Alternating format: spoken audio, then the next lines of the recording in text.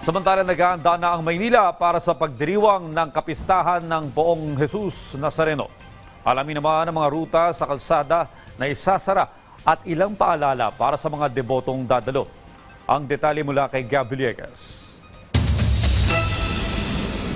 Isasara simula sa January 8 ng alas 10 ng gabi ang mga kalsadang daraanan para sa kapistahan ng Poong Jesus Nazareno. Pansamantalang isasara ang mga kalsada at pagbabawalan kahit ang mga tao na makatawid hanggang makadaan ng andas sa Ayala Bridge at Carlos Palanca Bridge, Independence Road at Catibak Drive, kanto ng Rojas Boulevard at Padre Burgos, kanto ng Ayala Boulevard at Natividad Lopez Street at Romualdez Street, kanto ng Palanca, Casal, Solano at Padilla, kahabaan ng Palanca mula Quezon Boulevard hanggang Casal Street at ang kahabaan ng Pikasal o Ligarda mula Recto hanggang Palanca. Para sa mga deboto na nagnanais pumunta ng Quirino Grandstand, pinapayuhang dumaan sa Taft Avenue, lumiko sa Calao Avenue hanggang makarating ng Rojas Boulevard. Para naman sa mga nais sundan ng prosesyon mula Luneta hanggang Quezon Boulevard, ay maaaring dumaan sa Quezon Bridge, MacArthur Bridge, Jones Bridge, Delpan Bridge kung manggagaling ng Intramuros at Nagtahan Bridge kung manggagaling ng Otis o UN.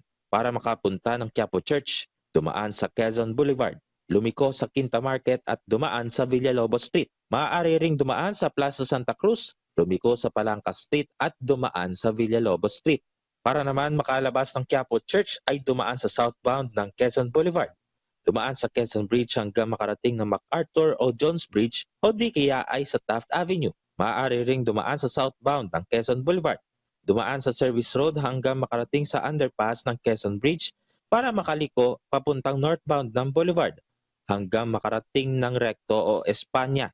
O di kaya ay dumaan sa Evangelista Street, kumaliwa sa Paterno o kaya sa Raon o sa Recto. Hinihikayat ng pamunuan ng Quiapo Church ang mga deboto at mananampalataya na dumalo sa mga misa sa Quirino Grandstand o sa simbahan ng Quiapo bago sumali sa mga prosesyon. Ang mga paalala ay para sa maayos at ligtas na pagdiriwang ng kapistahan ng Poong Nazareno. Gab Villegas para sa Pambansang TV sa Bagong Pilipinas.